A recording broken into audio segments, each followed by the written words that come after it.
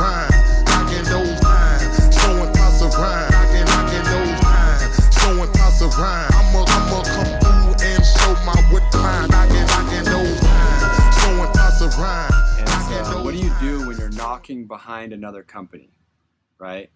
Do you change your pitch? Do you jump hood? Do you leave? Do you run away? Or do you just barrel through it and just keep on going, right?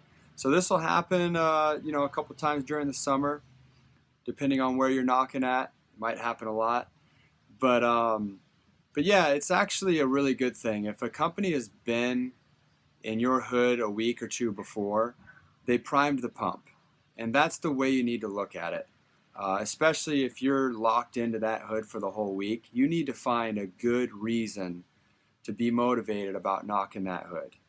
And the last thing you want to do or tell yourself every day is, somebody freaking killed this hood, or somebody already knocked this hood last week. It's already been knocked. They already got all the sales.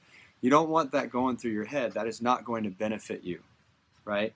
So you want to think thoughts that are going to benefit you, motivate you, encourage you, and make you more powerful for when you knock on the door. You're your best, right? So, but the truth is, man, there's so many sales that all of us leave behind, right?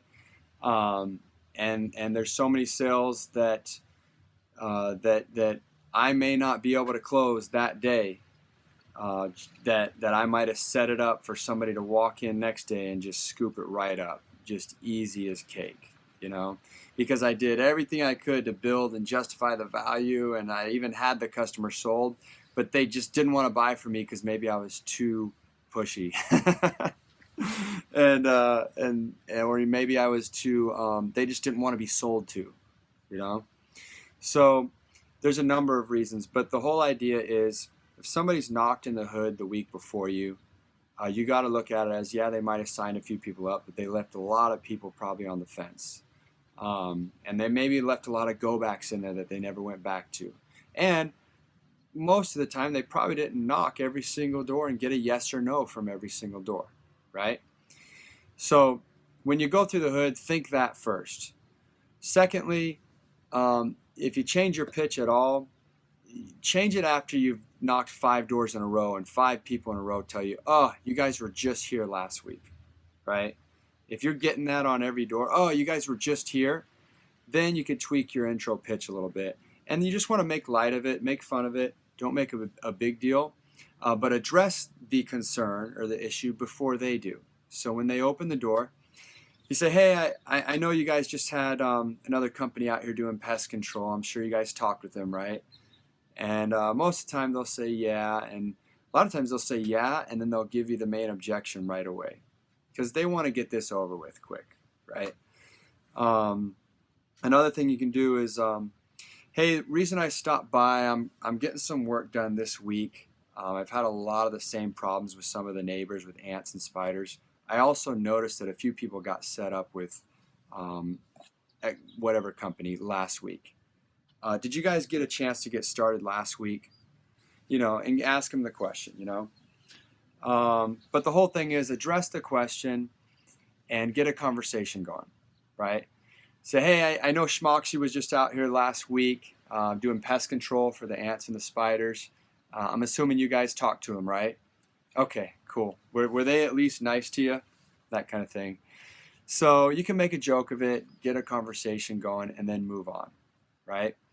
Another thing that I like to do is get straight to the point. Because, man, there's a lot of buyers in that neighborhood that you just need to resolve their final objection. One sale I got, it was last year, and it was in this hood that I know gets knocked all the time during the summer. And this particular hood had just been knocked by a competitor company like a couple days ago, right?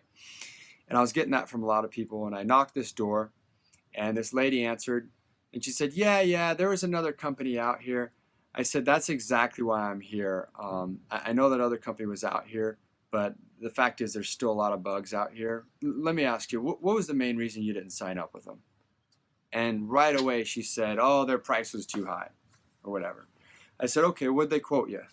They were quoting like $130 like every 2 months. I said, yeah, that is kind of high, Well, let me ask you, what was the main concern you had? Was it spiders or ants?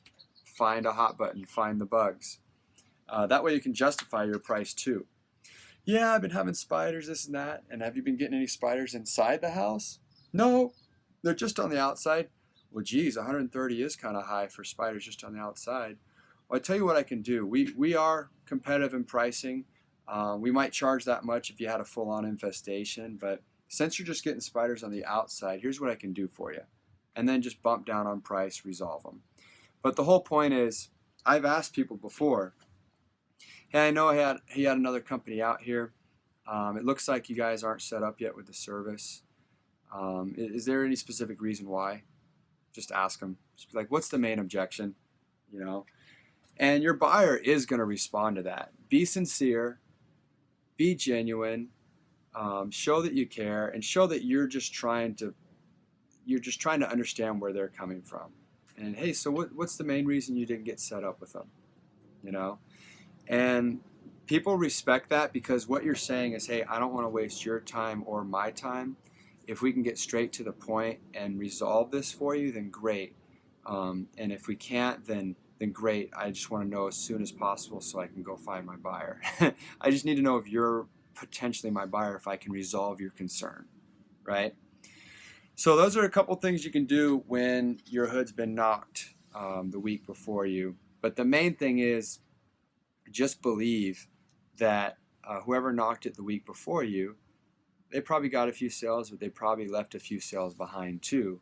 And they probably dropped some seeds out there for people to start thinking, yeah, you know, we have been getting some spiders. Because the fact is, the people, a lot of times, they don't want to buy the first time you spring it on them, you know. There's a lot of people I've found that will end up buying the second time or third time you come around. And so just keep coming back, but you're just the second guy to come around.